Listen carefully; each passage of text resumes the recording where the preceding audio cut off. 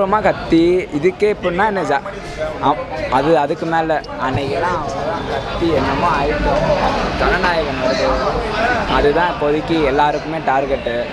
பர்சனலாக கொஞ்சம் எடுத்து இந்த வாட்டி கொஞ்சம் பெருசாக பண்ணலான்னு இருக்கோம்.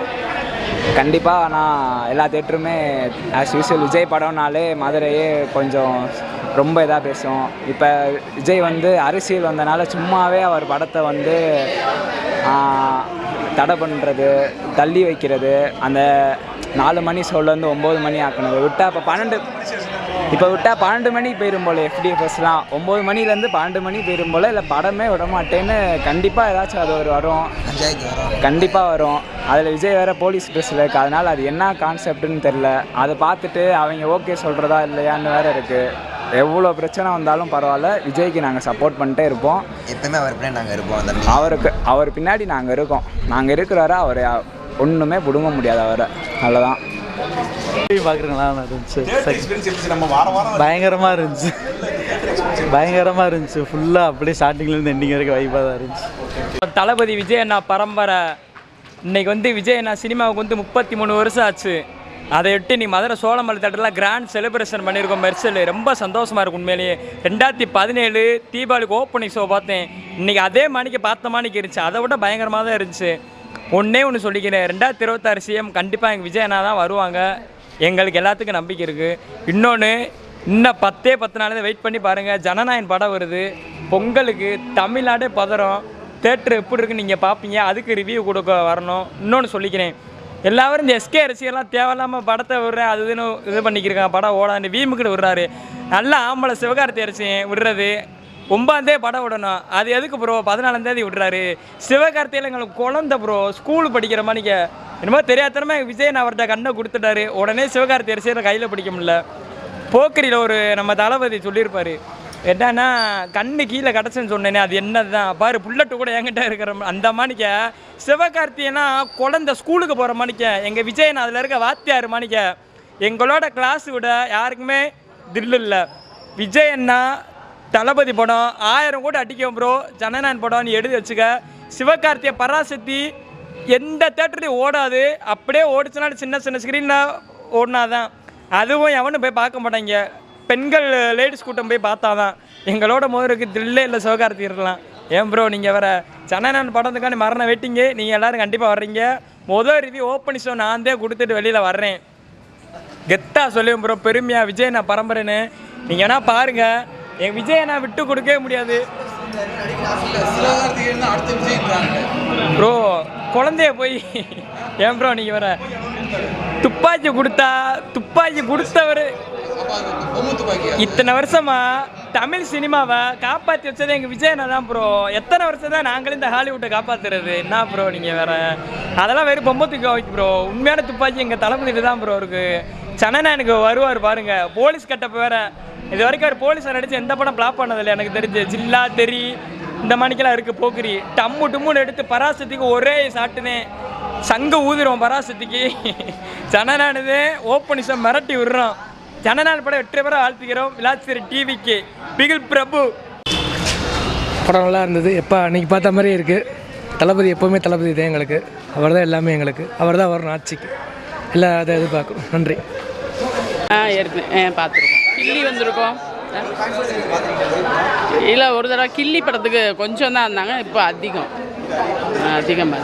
செம்மையாக இருந்துச்சு. பார்த்துருக்கேன். நான் எல்லா விஜய் ஃபேன் தான். எல்லா படத்துக்கும் போயிடுவேன். எப்போயுமே போயிடுவோம் குடும்பத்தோட. ரொம்ப கஷ்டமாக இருக்கும். ரொம்ப கஷ்டமாக. ஆமாம் ரொம்ப கஷ்டமாக இருக்கும். தேங்க்யூ. ரொம்ப வருஷம் பார்த்து நல்லா இருந்துச்சு, சிறப்பாக இருந்துச்சு. தொண்டை கத்தி தொண்டெல்லாம் கட்டிக்கிச்சு. தளபதி பேர் தான். தளபதி ஒரு ஆள் கண்டி தான் அந்த படத்துக்கே வந்தது. தளபதி கண்டி தான் ஒரு வார்த்தை. பயங்கரமாக இருக்குது. தலைவன் தான் எப்போயும் தலைவன் தான். தளபதி போட்டுனேன். ஒரே ஒரு ஆள் தான் தளபதி போட்டுனேன். ப்ரோ என்ன சொல்லனே தெரியல. இப்போ இருக்க அரசாங்கம் என்ன ப்ரோ பண்ணுது நமக்கு? படத்தை பாருங்க ப்ரோ. இவங்க பண்ணுற கரப்ஷன்லேருந்து பூரா அப்படி தான் ப்ரோ சொல்கிறாங்க. இதுக்கு ஒரே ஒரு காரணம், விஜய் வந்தால் மட்டும்தான் ப்ரோ மாற்றம் உண்டாகும். இப்போ உண்மையிலே சினிமா நடிக்கலாம் ஆசைப்படல ப்ரோ. இவங்க பண்ணுற கரப்ஷனை ஒழிக்கணும் ப்ரோ. அதுக்கு விஜய் வரணும் ப்ரோ ஃபஸ்ட்டு. என்றும் கடவுள் ஒண்ணுமே பண்ண முடியாது. படம் வந்து தான் ஃபஸ்ட் ரிலீஸ் பார்த்து தான் வந்துட்டு இருக்கோம். அவ்வளோதானே, சிறப்பாக வந்து தலைவர் பண்ணிட்டு போயிட்டாப்புல. சோழாமலர் இருக்காங்க, சிறப்பாக போங்க, அவ்வளோதானே. ஜனநாயக அப்படில்லானே, அவர் எங்களுக்காக விட்டுருக்காரு படத்தை. பண்ணுறாங்க, அது சில பேத்துக்கு புரியும், யாருக்கு சில பேத்துக்கு புரியாது. அவ்வளோதானே கருத்து. எல்லாம் என்ஜாய் பண்ணிட்டு போகிறாங்க, அவ்வளோதானே. ஜனநாயக சந்திப்பு அடுத்த மாதம் ஜனவரி 9ஆம் தேதி அப்புறம் இருக்குது. 10 வருஷம் கழிச்சு தளபதி படம் வந்தாலும் இதே மாதிரி கூட்டம் இருக்கும். இனிமேல் எப்பயுமே எங்கள் அண்ணன் மட்டும்தான். 2026 எங்கள் அண்ணன் மட்டும்தான் எப்பயுமே நிரந்தரமாகவே இருப்பார். விஜய் தான், விஜய் 2017 இந்த படம் பார்க்க எனக்கு வாய்ப்பு கிடைக்குது. ஆனால் தளபதி விஜயனை வந்து 33 வருஷத்தை சினிமாவில் நிறைவு செஞ்சுருக்காரு. இந்த படம் ரீரிலீஸ் ஆனது, இது 3ஆவது ரிலீஸ் பண்ணுறாங்க ரீரிலீஸாக. இந்த படம் வந்து எனக்கு பிடிச்சிருக்கு. தளபதி கச்சேரிக்கு வந்து நாங்கள் ஏபிஆர் ஜெயமில் வந்து பாட்டை என்ஜாய் பண்ணோம். தளபதிக்கு வந்து ஜனநாயகன் கடைசி படம் இருக்கும், அது வந்து கடைசி படமாக மாதிரி இருக்கா. ஜனநாயகனுக்கு வந்து 9ஆம் தேதி நாங்கள் மரண வெயிட்டிங்கில் இருக்கோம். பொங்கலுக்கு சிவகார்த்தின் படம் வந்தாங்க. சிவகார்த்தின் வந்து தளபதி தம்பி, அவர் படமும் ஜெயிக்கட்டும். சூர்யா படமும் போட்டிக்கு வருது. நாங்கள் கருப்பு வந்து சூர்யா வந்து நடிப்பின் நாயகன், தளபதியோட நண்பர், சக நண்பர் திரையுலக, அவர் படமும் ஜெயிக்கட்டுங்க. ஆனால் ஜனநாயகனுக்கு 9ஆம் தேதி வந்து மரண வெயிட்டிங்கில் இருக்கும். சிவகார்த்தின் படமும் வெற்றி பட வாழ்த்துக்கள், கருப்பு படமும் வெற்றி பட வாழ்த்துக்கள். ஆனால் முக்கியமாக தளபதி ரசிகர்கள் சார்பாக ஜனநாயகன் படம் வந்து மிகப்பெரிய வெற்றி அடைய வாழ்த்துக்கள். தமிழக சட்டசபையில் அவர் வந்து வரட்டும். அவர் தோத்தாலும் சரி ஜெயிச்சாலும் சரி, இந்த கூட்டம் வந்து அவருக்கு எப்போவுமே நாங்கள் வந்து துணையாக இருப்போம். தளபதி தம்பிக்கு எப்போவுமே அவர் கூட இருப்போம். 2026 பொறுத்தவரையும் அவர் ஜெயிச்சாலும் நாங்கள் அவரோட கூட இருப்போம். தோத்தாலும் சரி, அவர் என்ன பண்ணாலும் சரி, நாங்கள் எப்போவுமே தளபதிக்கு துணையாக இருப்போம். அதனால் இந்த தளபதி இந்த ஒரு 2 அஜித் ஃபேன்ஸ் இருக்காங்க. அவங்க வந்துக்கிட்டு யார்கிட்ட காசு வாங்கணும்னு தெரியாது. தளபதியை பற்றி இந்த பேசிக்கிட்டு, தளபதி வந்து என்னடா நீங்கள் போஸ்டர் ஓட்டுறீங்க, மதுரை வந்து யாரோட கோட்டை தெரியுமா, டிஎம்கே கோட்டையில் ஏடிஎம்கே கோட்டையில், அதெல்லாம் நாங்கள் கேட்குறோம். தலை கோட்டையாக இருக்கட்டும். தலை வந்து யார், தளபதியோட நண்பர், யாரோட கோட்டையான இருந்துட்டு போட்டோம். அவங்களுக்கு என்ன, அவங்க 2 பேரும் வந்து அனாவசியமாக தளபதி பேசக்கூடாது. அந்த சோஷியல் மீடியா ட்ரோலு, அந்த 2 அல்லுசில்லைங்களும் ஒன்று சொல்லிக்கிறேன். காசு நீங்கள் யார்கிட்ட வாங்கினாலும் அவங்கள பற்றி புகழ்ந்து பேசுங்க. தளபதியை பற்றி அந்த 2 பேர் வந்து பேசிக்கிட்டே இருக்காங்க. ஆனால் அந்த 2 பேரை பார்த்தா நான் ஒன்றே ஒன்று சொல்லி, எதுக்குண்ணே உங்கள் வேலையை பார்த்துட்டு அஜித் படம் பார்க்க வந்தீங்களா, படத்தை பற்றி பேசிப்போங்க. தளபதியை பற்றி பேச அவங்களுக்கு தகுதி கிடையாது. யாராக இருந்தாலும் சரி, தளபதியை பற்றி தப்பாக பேசாதீங்க, தேவையில்லாத விஷயத்தெல்லாம் பரப்பாதீங்க. இப்போ கூட ஒரு மீட்டிங்க்கு வந்து 3 தடவை முசியானந்த் வந்து இது போலீஸ் ஸ்டேஷனில் வந்து பெர்மிஷன் கேட்குறாங்க, ஆனால் கொடுக்கவே மாட்டுறாங்க. இடம் வந்து ஏன் தளபதிக்கு வந்து எலெக்ஷன் வர இன்னும் 6 மாதம் தான் இருக்குது. 6 மாதத்துக்குள்ளே எதுக்கு இவ்வளோ தளபதி மீட்டிங் கொடுக்குறதா? இப்போ ஒரு இடம் கொடுத்துருக்காங்க, 9ஆம் தேதி அந்த மீட்டிங் வந்து நல்லபடியாக முடியும். யாருக்கும் எதுவும் ஆகக்கூடாது, பாதுகாப்புலாம் தளபதி வந்து நல்லா பார்த்துக்கிட்டு இருக்காரு. தளபதிக்கு எதுக்கு இந்த தடை? அவர் பாட்டுக்கு இருக்கார், மக்கள் நம்பி வந்திருக்காரு. மக்கள் வந்து தளபதியை வந்து ஓட்டு போட்டு தேர்ந்தெடுத்தா ஒரு வாய்ப்பு தான் கொடுப்போமே, கொடுத்து பார்த்தா அது தப்பு இல்லை. தளபதிக்கு ஒரு வாய்ப்பு கொடுத்தா தமிழ்நாடு நல்லாயிருக்கும். பயமாக இருக்கா? 2026 பயங்கரமாக இருக்கும். ஜனநாயகன் படத்துக்கு மரண வெயிட்டிங் 9ஆம் தேதி. நான் இதுவரை விஜய் படத்தை ரசிகர் ஷோ பார்க்க எனக்கு கொடுக்குறேன். ஆனால் தளபதியோட கடைசி படம் ஜனநாயகன் ஃபஸ்ட்டு ஷோ பார்ப்பேன். குறைஞ்சது நான் இதுக்கு முன்னாடி பார்த்தது மாஸ்டர் 5 தடவை பார்த்துருக்கீங்க, பீஸ்ட் 3 தடவை பார்த்துருக்கீங்க இதே தேட்டரில், குஷி 2 தடவை ரீரிலீஸில் பார்த்துருக்கீங்க. ஆனால் ஜனநாயகனுக்கு குறைஞ்சது நான் 5 தடவையாச்சும் போய் பார்ப்பேன். அது ஏகப்பட்ட படம் ரீரிலீஸில் இருக்குது. ரீரிலீஸ் வந்தாலுமே எத்தனை படம் ரீரிலீஸ் வந்தால் நாளைய தீர்ப்பாருக்கு எந்த படம் வந்தாலுமே நாங்கள் சிறப்பாக ஓட்டுவோம். தளபதி ஃபேன்ஸ் நாங்கள் யாருன்னு காட்டணும், தமிழ்நாட்டில் எங்கள் படத்தை சிறப்பாக ஓட்டுவோம். 2026 நாங்கள் தான், படமும் நாங்கள் தான், அரசியலும் நாங்கள் தான். சரியா? இந்த சோசியல் மீடியா ட்ரோலு, இந்த ரோஸ்ட் பிரதர்ஸு, இந்த கால் டிக்கெட்டு அரை டிக்கெட்டு இதுக்கெல்லாம் பயந்தவங்க நாங்கள் கிடையாது. எங்களை இதுக்கு மேலே பசங்க இருக்காங்க பேசுகிறதுக்கு. நாங்கள் வந்து ஒரு நல்ல விஷயம் பண்ணுறதுக்காண்டி தான் வரோம்.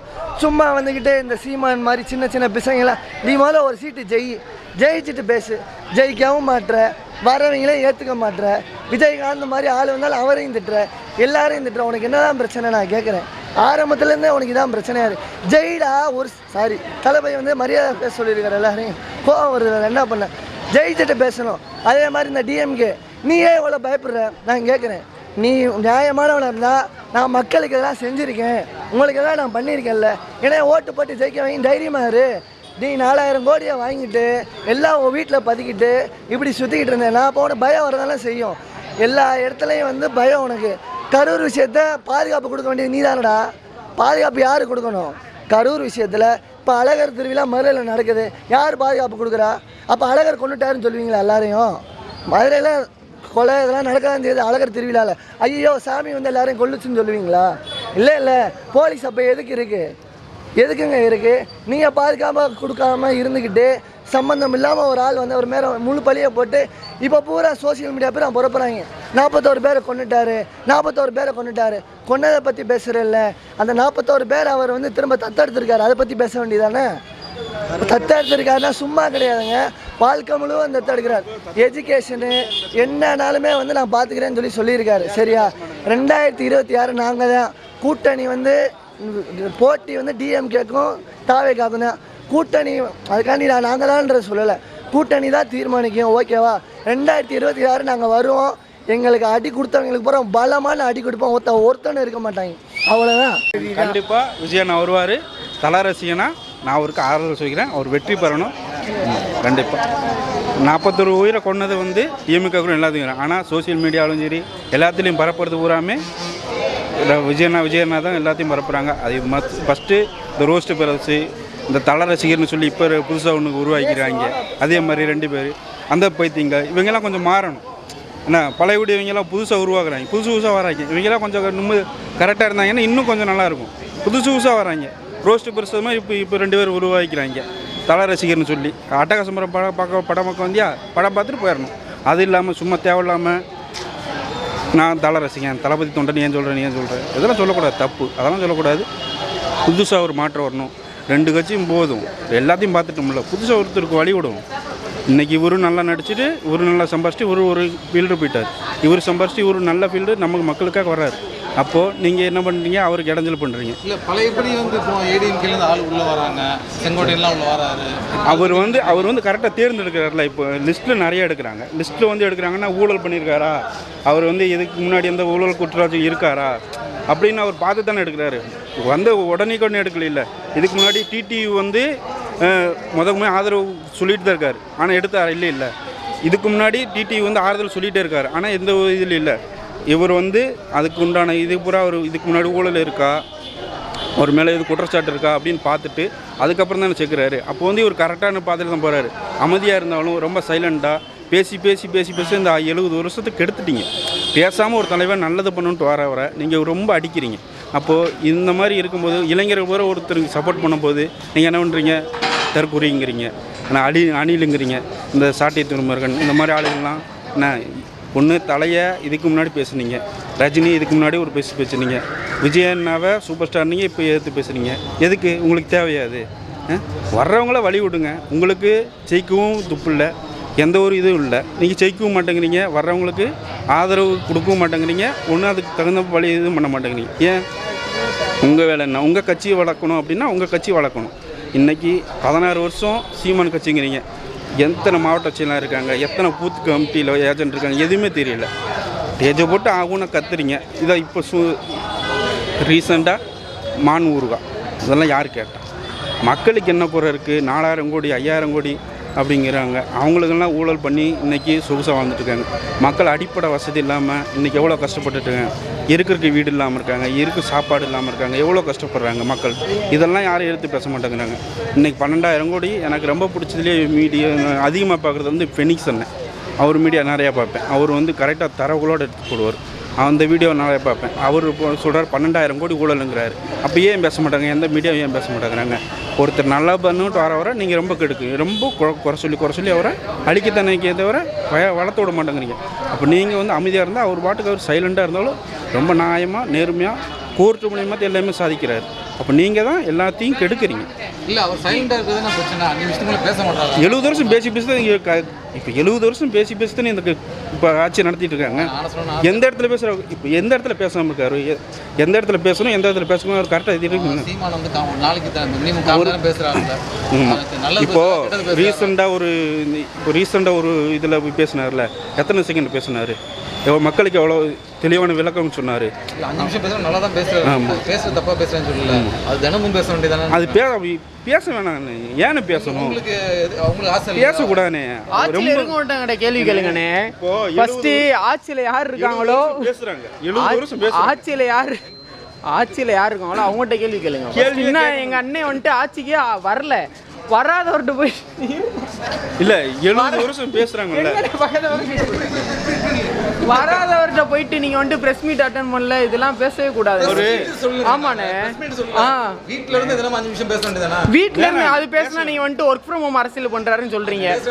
அது எல்லாரும் தான் பேசுகிறோம். நம்ம யூடியூப் சேனலில் பேசுகிறீங்க, நியூஸ் 7 எல்லா நியூஸ் சேனல்லையும் இதான் பேசுகிறீங்க. ஒர்க் ஃப்ரம் ஹோம் அரசியல் பண்ணுறாரு, விஜய்க்கு அரசியலே தெரில, இதெல்லாம் கிடையாது. நீங்கள் எல்லா கேள்வியுமே இப்போ விஜய்கிட்ட கேட்குற கேள்வி, எங்கள் அண்ணன்ட்ட கேட்குற கேள்வி எல்லார்ட்டுமே கேளுங்க. எல்லா அரசியல்வாதிட்டையும் கேளுங்க, சீமான்ட்ட கேளுங்க. நானும் சொல்றேன்னா இப்போ அவங்க வீட்டில் இருந்து பேசுறாருல்ல சில நேரம், அதே மாதிரியா இப்போ வந்து நீங்கள் சொல்கிறீங்க சார் பற்றி பேசுறாரு பார்த்தீங்களா? ஆமாம், நீங்கள் உதாரணம் சொல்கிறீங்களா 70 வருஷம் பேசி தானே இந்த கட்சி வளர்த்தாங்க. ஏன்னா இந்த 70 வருஷம் பேசி தானே கட்சி வளர்த்தாங்க. என்ன மக்களுக்கு நல்லது பண்ணிட்டாங்க அது தெளிவாக ஒரு இதுக்குள்ள. இப்போ வெளிநாடு சிஎம் சார் வெளிநாடு சுற்றுப்பயணம் போனார், அதுக்கு வெள்ளை அறிக்கை கூட ஏன் கொடுக்க மாட்டேங்கிறாரு? ஒரு ப்ரெஸ் மீடியா ஒழுங்காக கொடுக்குறாரா? எவ்வளோ இதாக பேசுகிறாரு? அவர் பேசுறதுனால என்னென்ன கிடைக்குது, மக்களுக்கு என்ன பண்ணணும்? நான் எதுக்கு சொல்றேன்னா, இப்போ 2 மாசம் வந்துட்டு மக்களை சந்திக்க முடியாத மாதிரி சூழல் ஆயிடுச்சு. இப்போ இது இன்னைக்கு இதே மாதிரி இன்னைக்கு மதுரையில் கோர்ட்டில் தடை போட்டு வச்சுருக்காங்க ரோட் ஷோக்கு.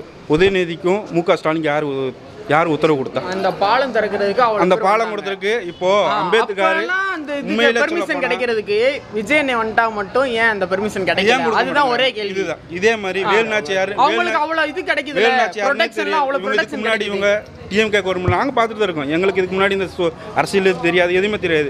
வேலுநாச்சியார்னு இதுக்கு முன்னாடி அவங்க பேசுனது கிடையாது. பெரியாரை தூக்கி வச்சு கொண்டாடுறது கிடையாது, அம்பேத்கரை தூக்கி வச்சு கொண்டாடுறது. இப்போ இவங்க தான் அதிகமாக வந்து இந்த டிஎம்கே கவர்மெண்ட் அதிகமாக பெரியாரையும் அம்பேத்கரையும் தூக்கி வச்சு ஏன் கொண்டாடுறீங்க? இதுக்கு முன்னாடி ஏன் நீங்கள் கொண்டாட மாட்டேங்கிறீங்க? விஜயண்ணா வந்து அவர் கொள்கைத்தியாலோ ஏற்றுக்க அப்புறம் நீங்கள் அதிகமாக கொண்டாடுறீங்களா? ஏன் கொண்டாடுறீங்க? அப்போ இதெல்லாம் ஒரு இது இருக்குல்ல, கேள்வி இருக்குல்ல. 70 வருஷம் நீங்கள் தான் உங்கள் கட்சி தான் நடந்துட்டு இருக்கு. நீங்கள் இவ்வளோ ஊழல் பண்ணி வச்சுருக்கீங்க, அதெல்லாம் எங்கே இருக்குது? அதெல்லாம் கேள்வி இருக்குல்ல. இந்த கேள்வியில நீங்க தான் கேக்குறீங்க, அவர் கேட்கணும். அவர் கேட்கும்போது இன்னும் பவர்ஃபுல்லா இருக்கு. ஆனால் இப்போது நீங்கள் சொல்கிறது கரெக்டு தானா? அவர் வந்து கேட்பாருனாங்க எதுவுமே வந்து அவருக்கு வந்து எல்லாத்துக்கும் கரெக்டான பர்மிஷன் கொடுத்து மக்களுக்கு கரெக்டான ஒரு ஃப்ரீடம் கொடுத்து அவர்கிட்ட நல்லா பேசுவார்ண்ணா. அவர் பேச தெரியாதுன்னு சொல்கிறீங்க, அவர் தற்கொலை எல்லாருமே சொல்கிறாங்கண்ணே, அவர் பேசவே தெரியாது, தற்கூரி கட்சி. இல்லை இப்போ ஒன்றும் இல்லை சீமானை பற்றி பேசுகிறோம்ல, சீமானை பற்றி எங்களுக்கு பேசுறதுக்கு இதே இல்லை. சீமான் வந்து இதுக்கு முன்னாடி தற்கூரினாரு, பேப்பர் வச்சு படிக்கணும்னு சொன்னார். அவர் கோயம்புத்தூரில் ஒரு மீட்டிங் போட்டார் தெரியுங்களா? அவர் என்ன பண்ணார் நீங்களே பார்த்தீங்களா? இப்படி பார்த்துட்டு இப்படி பார்ப்பார், இப்படி பார்த்துட்டு இப்படி பார்ப்பார். நீங்களே பார்த்துக்கிறீங்களா? அப்போது யார் இதில் தற்கூரியாக இருக்கா? இன்றைக்கி ஆகும்னு கத்துறனா என்ன பிரயோஜனம் இருக்குது? அமைதியாக இருந்து மக்களுக்கு என்ன பண்ணணும், மக்களுக்கு என்ன செய்யலாம் அப்படிங்கிற சிந்தனை தான் இருக்கணுமே தவிர 70 வருஷம் பேசி தான் எனக்கு இந்த கட்சியை வளர்த்தாங்க. கட்சி பேசி தானே இன்றைக்கி ஒன்றும் இல்லை. இந்த காலவாசலேருந்து அப்படி உள்ளே போயிட்டு பாருங்கள், எவ்வளோ குப்பை இருக்குது, மக்கள் நடக்க முடியல. இந்த பக்கம் இந்த பெரியார் போய் பாருங்கள், வெறும் தண்ணி தேங்குது, ரோடு சரியில்லை. நம்மளே ஒரு வண்டியில் போகிறோம், எவ்வளோ நீங்கள் ஒரு ஃப்ளெக்ஸ் படம் போட்டு ஒரு ஃப்ளெக்ஸ் மட்டும் வைங்களேன். இன்னைக்கு காலவாசலேருந்து அந்த வெறும் போஸ்டராக தான் இருக்குது. நான் சொல்கிறேன், நேற்று தானே இந்த மாதிரி ஸ்டாலின் போட்டோ, இந்த எல்லாரும் ஃபோட்டோ போட்டு ஸ்டாலின் ஃபோட்டோலாம் போட்டு நீங்கள் ஃப்ளெக்ஸ் வச்சுருந்தாங்க, அதனால தானே நாங்களும் வச்சோம் அப்படின்றேன். அவங்க வைப்பாங்க, நீங்கள் ஏன் வைக்கிறீங்க அப்படிங்க. அதே மாதிரி இந்த இதுக்கு முன்னாடி ஒரு பேட்டியில் பரதை பிச்சைக்காரன் அப்படின்னு சொல்லி பேர் தெரியல, உன்னை வளர்த்து விட்டதே உனக்கு வந்து டிஎம்கே தான் உன்னை பிச்சை ஓட்டு வளர்த்து விட்டதுன்னு ஒரு மூத்த அரசியல்வாதி ஒருத்தர் சொல்லி, அவர் பேர் எனக்கு தெரியல. அதெல்லாம் என்ன சொல்கிறார்? அவர் மூத்த அரசியல் அப்படிலாம் பேசலாமா? அவர் பேர் எனக்கு தெரியல. அவர் பேர் பாண்டியனாவது ஒரு பேர், டிஎம்கே கவர்மெண்ட் வந்து பேசினார். உனக்கு டிஎம்கே கவர்மெண்ட் தான் உனக்கு பிச்சை போட்டு வளர்த்து விட்டது, நீ இல்லைனா ரோட்டில் பிச்சை எடுத்து பண்ணி ஏன் சொல்கிறீங்க? இதெல்லாம் சொல்லலாமா? அதெல்லாம் சொல்லக்கூடாதுல்ல. அப்போ எல்லாத்துக்குமே வந்து பதிலடி தரணும். நான் சொல்லிட்டு இப்போ ஒரு மாதத்துக்கு அப்புறம் தானே இந்த பிரச்சனை இவ்வளோ இருந்துச்சு. கரூருக்கு அப்புறம் யாருக்குமே பரிசு இல்லைன்னு நீங்கள், கரூருக்கு அப்புறம் இது பேச தெரியாதுன்னு சொன்னீங்க. நீங்கள் கட்சி ஆரம்பிக்க மாட்டாருன்னு சொன்னீங்க. கட்சி ஆரம்பித்தாரா? என்ன கொடி அறிமுகப்படுத்த மாட்டாங்க, அறிமுகப்படுத்திட்டாரு. என்ன மாநாடு நடத்தும் 2 மாநாடு நடத்தினார், பொதுக்கூட்டம் நடத்திட்டு இருக்காரு. இன்றைக்கி அவர் சைலண்டாக இருந்து எல்லாமே பண்ணிட்டு தான் இருக்காரு. அவர் என்ன சொன்னீங்க? பனையூர்லேருந்தே வெளியே வர மாட்டாருன்னு நீங்கள் வந்தார், வெளியே வந்தார். இப்போ வீட்டை விட்டு வெளியே வராத மாதிரி இந்த 41 படுகொலை இது அப்படி இப்படின்னு பேசுறாங்க. அதெல்லாம் என்ன சொல்றது? நம்ம ஒண்ணுமே சொல்ல முடியாது. அவர் நல்லது பண்ணணும்னு நினைச்சு வந்திருக்காரு. அதுக்காக அவருக்கு ஃபுல் சப்போர்ட் நாங்கள் பண்ணுவோம். அவருக்கு எப்பயுமே அங்கே துணை இருப்போம். அவர் 2026 நல்ல முறையை வெற்றி பெற்று அவரது சிறப்பான ஆட்சி, மக்களுக்கான ஆட்சி கொடுப்பாரு. அந்த நம்பிக்கை எங்களுக்கு இருக்குது. அதனால் அவருக்கு சப்போர்ட் பண்ணுவோம். யார் என்ன பேசினாலும் சரி, யார் என்ன பேசினாலும் அதை வந்து நாங்கள் வந்துட்டு வெர்ச்சுவல் இன்னைக்கு வாரிஸ் நேற்று அதுக்கு வந்துட்டு தகுந்த பதில் விஜய் கொடுப்பாங்க. ஃபேனாக இருந்துட்டு விஜய் ஃபேன் இப்போ வரைக்கும் விஜய் ஃபேனாக இருக்கும் ஃபேன்னால தான் நாங்கள் ஓட்டு போகிறோம் அப்படின்னு நான்லாம் இவ்வளோதான் இந்த வயசில் இருக்கும் போதுலேருந்து விஜய்க்கு சப்போர்ட்டாக இருக்கேன். அவர் என்ன பண்ணாலும் அவர் தப்பு பண்ணாலும் சரி பண்ணாலும் தெரியும், அவர் பின்னாடி தான் நாங்கள் நிற்போம். அதுதான் உண்மை. வேறு எதுவுமே பண்ண முடியாது. அவர் கூட தான் நிற்போம் நாங்கள். மக்கள் எல்லாம் புரிஞ்சுக்கிட்டனால தான் இவ்வளோ தூரம் ஆதரவு இருக்கு அவருக்கு. நான் மக்கள் வந்து இன்னைக்கு ஒரு கூட்டம் நேற்று நடந்த மீட்டிங் 300ரூவாண்ணா நான் பார்த்தேன். ஒரு கூட்டம் கூட்டம் 300ரூவா 500ரூவா குவார்டர் கோழி பிரியாணி இது இல்லாமல் வண்டி ஏற்ற மாட்டேங்க. இதே காலவாசல் நான் பார்த்தேன். வண்டி ஏற்றிட்டு தான் கொண்டு போகிறாங்க. அண்ணனுக்கு அப்படி இல்லை தன்னெழுச்சியாக தானே வருது. அப்போ 70 வருஷம் நீ என்ன கட்சி நடத்துனீங்க? 70 வருஷம் கட்சி நடத்த நீ தன்னெழுச்சியாக மக்களுக்கு வரணும்ல. ஏன் வரமாட்டேங்கிறாங்க? வரணும்ல. மக்களை வந்து நீங்கள் தன்னெழுச்சியாக வரணும்னா இப்போ அண்ணனுக்கு எப்படி வருது? அன்பு பாசம் தானே. உங்களுக்கு 70 வருஷம் நீங்கள் 75 வருஷங்கிறீங்க. ஏன் உங்களுக்கு மக்கள் ஏன் வரமாட்டேங்கிறாங்க? வரணும்ல. அப்போ இதெல்லாம் கேட்டால் தற்குறி அணிலுங்கிறீங்க. நல்லது பண்ணுன்னா பண்ணவும் மாட்டேங்கிறீங்க. இன்றைக்கி 12,000 ஃபெனிக்ஸ் என்னன்னு சொல்கிற 12,000 கோடிங்கிறாங்க. 4,000 கோடி தாங்க 12,000 கோடிங்கிறாரு ஊழலுங்க. ஆனால் சென்னை அப்போ இருந்து இப்போ வரைக்கும் தாத்தன் மகன் இப்போ பேர் அடுத்து அங்கே கொள்ளு பேரண்ணா இதுதானா? அவங்களே அதுலேருந்து ஷூட்டிங்கா? மக்கள் என்ன தேவை? இதுதான் ஒரு அரசியலா? சரி, தேங்க்யூ.